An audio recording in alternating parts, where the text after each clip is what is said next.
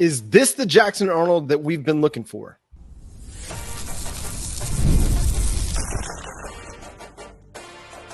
You are Locked On Sooners, your daily podcast on the Oklahoma Sooners. Part of the Locked On Podcast Network, your team every day. What's up, Sooner Nation? Welcome to Locked On Sooners, and thank you for making Locked On Sooners your first listen every single day. Shout out to all the everydayers out there. Today's episode is brought to you by FanDuel. Place your first $5 bet, and you'll get $200 back in bonus bets guaranteed. Visit FanDuel.com to get started. I'm John Williams. Thank you for joining us. This is Jay Smith. You can follow him on Twitter at Unfair Sports. You can also check out his channel, Unfair Sports, on YouTube as well. I'm John Williams. You can read my work covering the Sooners over at Sooners Wire. We've had a lot to say over there about Oklahoma's loss to Ole Miss. But now we're getting Jay on the show. Jay was actually in Oxford for this game, so wasn't able to join us on the live show. Make sure you go back and check that out. So, Jay, give us your impression of Jackson Arnold's performance against the Rebels. This is the Jackson Arnold we were looking for. When he became the starting quarterback, this is the type of quarterback we thought we were going to see. Now, the game wasn't perfect, but overall, the line was blocking well in the first half. The way that he was commanding the offense, he was moving around, he looked comfortable, he looked confident. It looked like he had a quarterback coach that was allowed to actually coach him. Something that we've been preaching this entire time. Now, we've all thought that Kevin Johns had some sort of hand in things and working with not only J.P. Lossman as well as Jack Lowry. We were thinking that they were, working in collaboration, but now that we made this regime change, it seems like that they weren't getting the chance to truly work with him like we needed to. And now you saw a different type of confidence. Even with the play call, it looks like he had true command of the offense, and he got those 2 drives to get those touchdowns. Now, we had the drive where we should have got points. We decided to opt away from a field goal and wanted to go for it. I have an appreciation for the aggression, but I think that it was just a little too early, especially with Jackson getting his feet wet and everything. But overall, it felt good. It looked like the Jackson Arnold that was advertised to us coming here. Jackson Arnold had an efficient game. I mean, let's look at the Yes. stats one more time. He was, I just lost it. I had it. 22 for 30, 22 out of 31, 182, 2 touchdowns. Yeah, 71% completion percentage over at Pro Football Focus. They only credited the Sooners pass catchers with 1 drop when I first looked at it. And that was they're still at 1 drop. And I don't think that that's entirely accurate. I think there were at least 4 that I counted just pretty easily. I don't know what they were looking at, but I thought he played a solid game. You talked about command. That's what I noticed most importantly. He didn't look like the guy that was rattled against Tennessee. He looked a whole lot more comfortable running this offense. And I think the play that stands out the most, Oklahoma gets the ball 1st and 10 at the 2-yard line, way backed up after a really, really good defensive stand. And now you've got to do something with it, right? Right. Well, Jackson Arnold sprint out to the right, makes a really accurate throw to Jacob Jordan. You get some breathing room, right? And you go on a drive. Like, you go on a legit drive and you come away with points. Like, or maybe I'm thinking of another drive. Sorry. That was a different drive where they had the 92-yarder at the end of the second half, or end of the first half. But even then, right? Even then, you have just over 2 minutes to play. You get the ball at the 8-yard line. That was after the defensive stand. You get the ball at the 8-yard line. You drive it 92 yards, and it was controlled. There was no chaos at all on that drive. None. It was efficient. It was settled. Never at any point did they have to call a timeout to get everybody under control. Everybody was on the same page. That's what offensive football should look like. So credit to Joe Jon Finley, credit to Kevin Johns, credit to Jackson Arnold and the offensive staff for finding some symmetry on the offense, some cohesion on the offense. No, 100%. It felt like there was like a sigh of relief, I guess you could say. Probably the simplest way of saying it. They felt like everybody had control, and then you lose your left tackle, and then everything just plummets at that point. Yeah. The level of injuries we were receiving throughout this, once as the game was progressing, you were like, yeah, this is getting bad. And also, it's funny because Ole Miss's defensive line, Walter Nolan was a menace, for the most part, but he didn't play the second half. Mm-hmm. And then they got better. That's kind of terrifying if you truly think about it. But when Logan was out there, it just was not going good for him. He was turning in the wrong spots. It looked like when Jackson Arnold got sacked and he fumbled the ball, it looked like he turned in and he wasn't supposed to, or we were pulling another guard around to do like a backside block, and it just made zero sense to do that at the speed of these edges that be going for Ole Miss. Nobody knew what they were doing on that play. I was confused too. I mean, it was all over the place. But he looked like he had command, and I was happy to see that. It looked like there was more confidence in him. Now we'll see how long Jacob Sexton's going to be out. Hopefully he's not for long. Probably should sit him against Maine. Play the young pups, but I hope that Jackson still feels just as comfortable with them as he did with the starting offensive line. And I want to mention one thing that you've been asking for weeks on this show, so long. The checkdowns. That's all I've been asking for. Jovantae Barnes, man, was so good catching the swing passes on the checkdowns. Like, take the easy throw, get the easy yards, and everybody wants to talk about Jovantae Barnes' lack of elusiveness, quote unquote. I'm doing air quotes for those of you listening on the podcast side. He was pretty elusive on the checkdowns. He was making people miss in the open field and getting extra yardage. So, dude, credit again. I don't know where that was before, why it wasn't a part of the offense, why you didn't have a guy that knew that, hey, I got to get out and into the flat to be an outlet for my quarterback. But here it was, and it was an effective part of the offense. And honestly, at times, it was the most effective part of the offense. Again, you don't have a ton of reliable pass catchers, but Jovantae Barnes has turned into your best offensive player.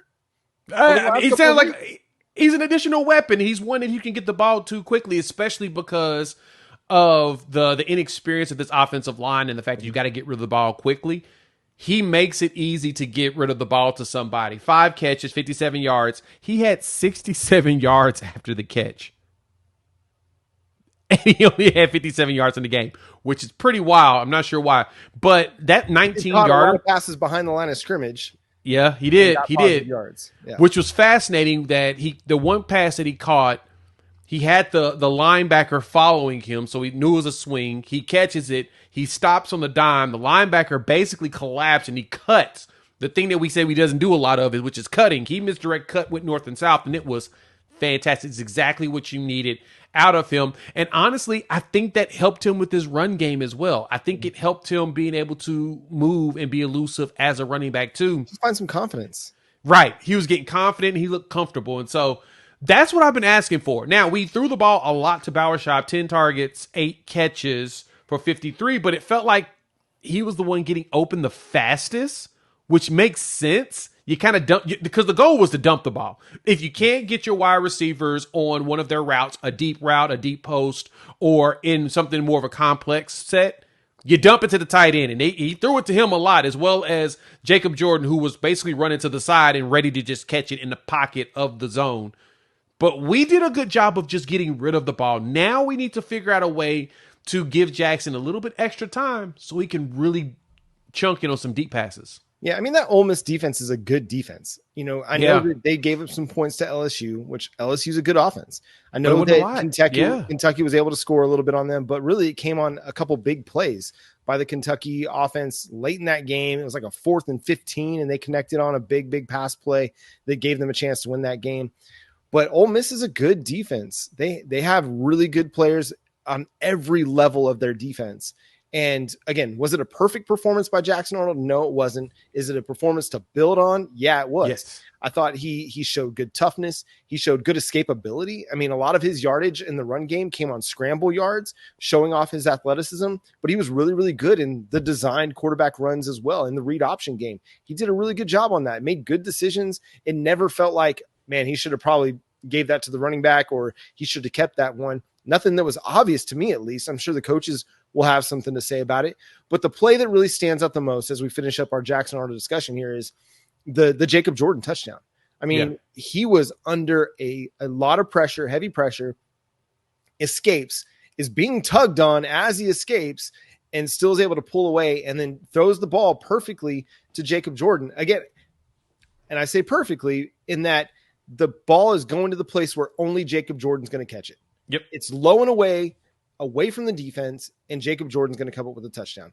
Jackson Arnold showed me so much on that play. And people are going to sit there and say, hey, you're just hoping that Jackson Arnold makes you look smart. I just want the dude to play good ball. I don't care who it is at quarterback. I just want them to play good ball.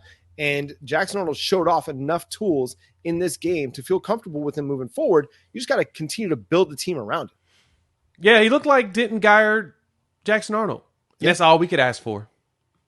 Yeah, and he's got room to improve, as does the rest of the offense. Because, listen, there were some good things, not so good things. How do we feel about Oklahoma's offense week 1 under Joe Jon Finley? We'll discuss coming up next here on Locked On Sooners.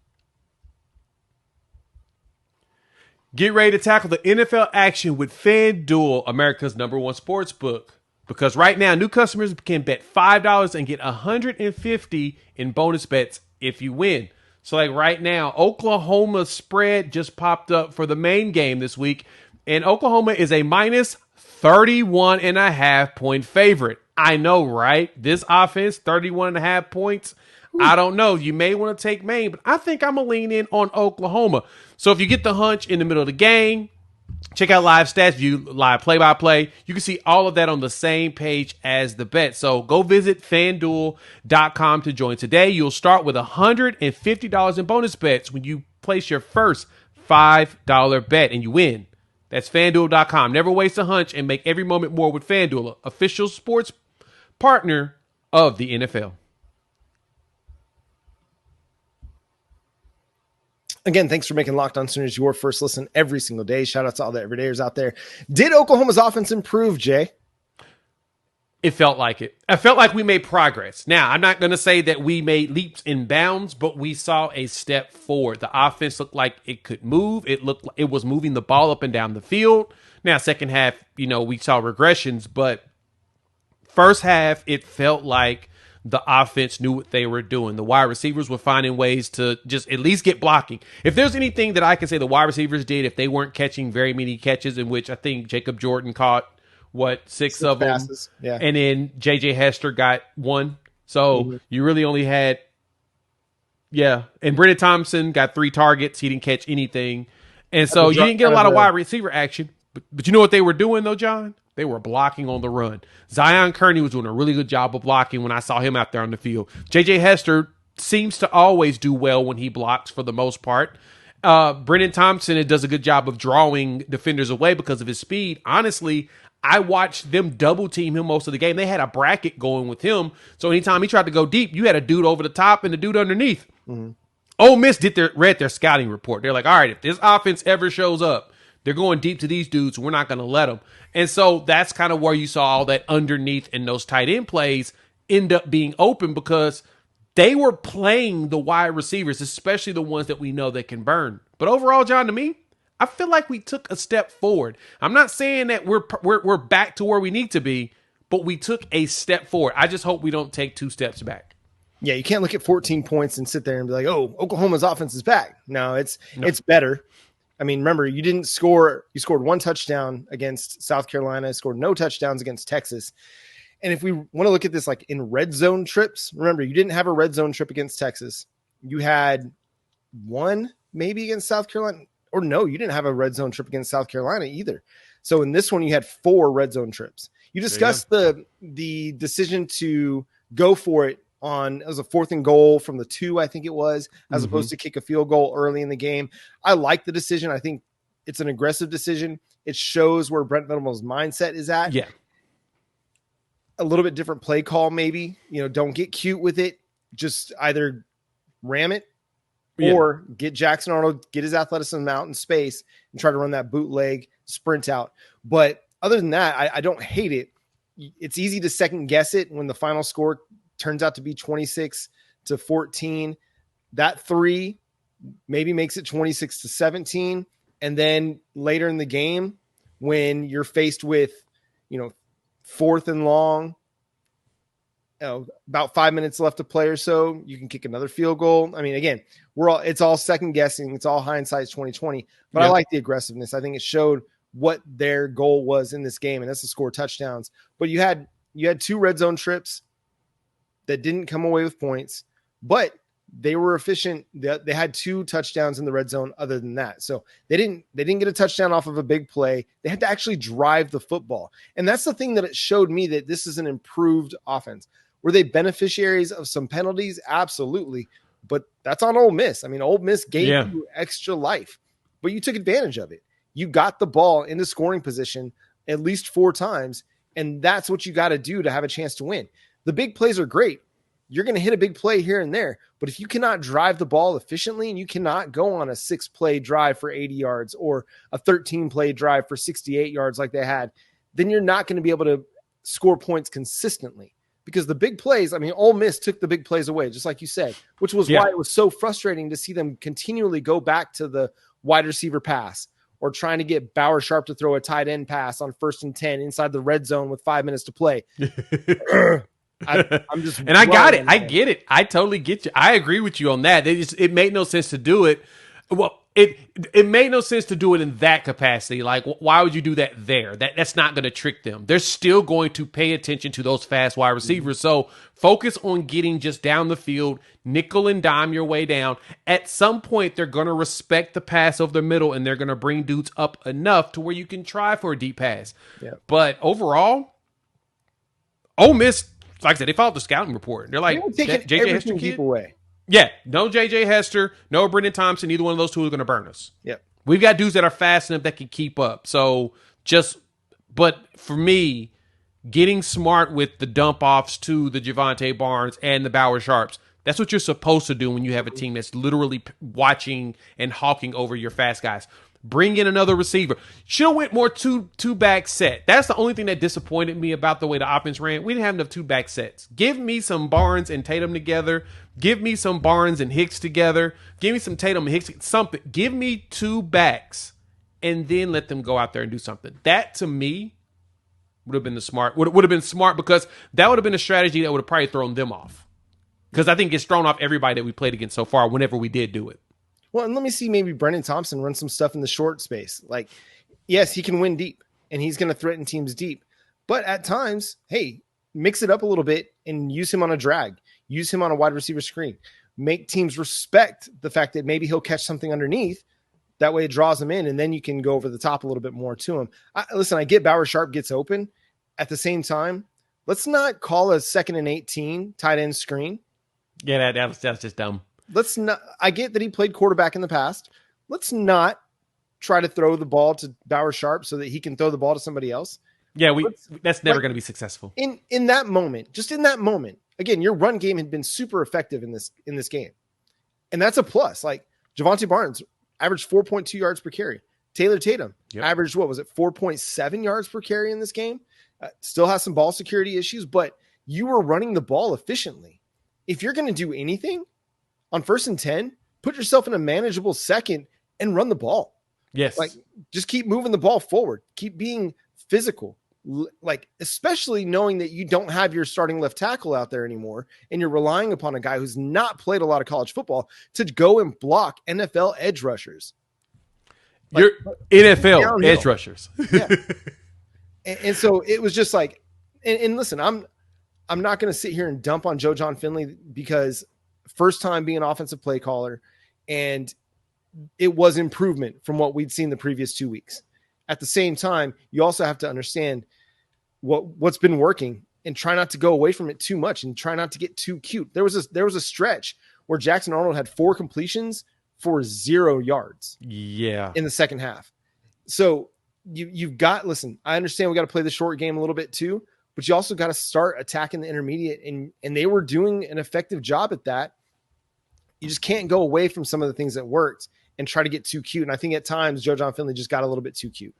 Yeah, he was trying to mix things up, and I get why he would, but at the same time, I agree with you. There's no reason to get too cute with it. But I'll give it to Jackson Arnold on this. If you take away the sacks, the 10 sacks, well, the 9 on him, the 1 on Bauer Sharp, but the 9 sacks and the loss of yards there, he had 100 yards rushing in the game. Mm-hmm. That's pretty darn good to see your quarterback able to get you 100 yards rushing, if you just take out all of the constant hits that he took in the last 2 possessions of the game, in which We'll have to talk about that in a minute.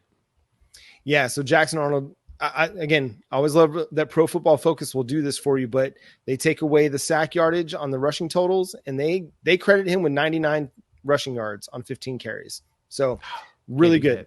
Really, really good. And that's what you need out of Jackson Arnold. Let's talk about the defense, because there was some good, but not enough good coming up here on Locked On Sooners.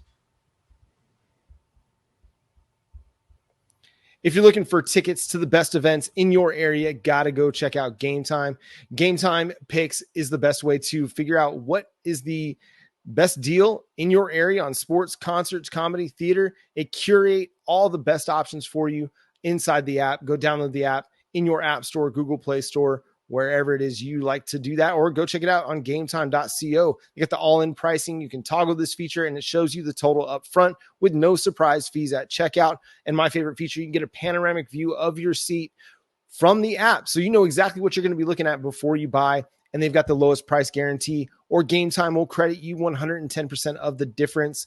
So go download the Game Time app, create an account, and use code LOCKEDONCollege for $20 off your first purchase. Terms apply, but again, create an account and redeem code LOCKEDONCOLLEGE for $20 off. Download Game Time today. What time is it? Game time.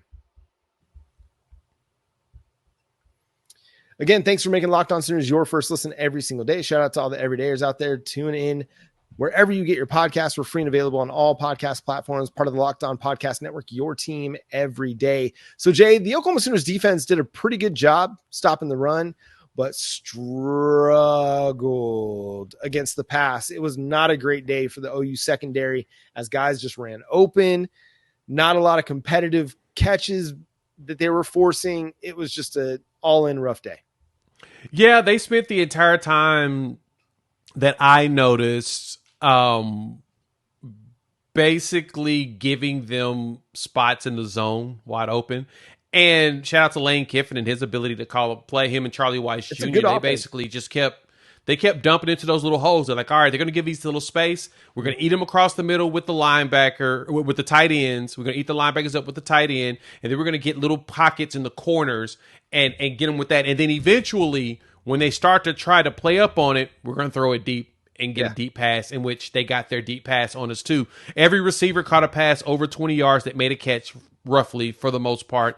That was not very good. I was hoping that we would have eliminated some of that stuff, but they got a lot of yards after the catch. Out of the 311 yards that they got in the game, 117 was yards after the catch. So they were catching it, and they were just sprinting on us. And that's on us as far as scheme. We've got to do a better job of having someone of we against teams like Ole Miss. We probably need to do this against Bama as well as against LSU. You got to have a minimum cover one. You can't have anybody playing cover zero, because our guys aren't built to be on islands like that unless they're going to give them a whole bunch of space. Yep. And or we got to have, unless it's an all out blitz and we're just going to be at the quarterback's throat immediately. Yeah, we gave them way too much. Jackson Dart, he had a little pressure. I think we had a good 15 total pressures, including 4 hits and 10 hurries and a sack. We didn't do a good enough job of making it to where if he did decide to hit those little pockets, it was going to be more contested. The secondary did not drop back fast enough. It was like they were watching Jackson Dart in preparation for him to scramble. Yeah, that's what it felt like. It's like the way they were backpedaling. I remember watching the play that the catch that was over Des Malone. I forgot the receiver that got it, but Malone was watching the receiver, but also watching Dart. He kept just moving back and forth, and then Des would start. He backpedaled, but he backpedaled too late, and Dart just threw the perfect dart, no pun intended, right in that corner route. Mm-hmm. The receiver caught it and just sprinted up the sideline. That's something we've got to get better at, especially in zone coverage. Luckily, we've got a lot of young corners, so by next season, we should have a lot of dudes that's getting better at that. But that's the one thing we've got to do better on going forward, especially going against Bama, Missouri, Bama, and LSU after we play Maine. So Pro Football Focus had Jackson Dart under pressure on 12 of his 35 dropbacks, or 34%. But even on those plays, he had 3.17 seconds to throw. That's what he averaged in his time to throw, which is more than when he wasn't under pressure. and when he's kept clean. So you might have pressured him and got him off his spot, but there wasn't enough pressure to take advantage of getting him off his spot. And it felt that way. You watched the game. It just felt like he had time to throw and he was safe, for the most part. He was never really under a bunch of duress. I mean, even that Caden Willard sack that he got credited with, I mean, Jackson Dart, again, evaded pressure, found space, and was able to make a play on the run. It just so happened that his knee was down. Yep. So, it was not a great game for the Oklahoma defense from a pass game perspective because you didn't generate enough pressure. You weren't good in coverage. And against a good offense like Ole Miss is, and against a good quarterback like Jackson Dart is, if you can't generate pressure and you're leaving guys running wide open, he's going to beat you. He's going to burn you. So just an overall, just not a great day. Still, you held him to 26 points. You got some big stops on fourth down that kept points off the board. You were able to, take advantage of some mistakes by the Ole Miss offense. But also Jackson Dart wasn't necessarily on point either. He had a few misses that I'm sure he would like to have back that could have gone for big plays as well. So, it's one of those that when Oklahoma's offense isn't as good as it needs to be, Oklahoma's defense really can't afford this kind of a game. At the same time, again, they still only allowed 26 points against a really good offense. Yeah, I think the thing that matters the most is that we only allowed 26 points, and it was basically third quarter was last time they scored most of the points in the third. So, yeah. We did a good job of holding them back. Now, Ole Miss hasn't scored a lot of points in SEC play so far, right? This is the exact same amount they scored against LSU, and they lost that game to LSU. LSU won 29-26.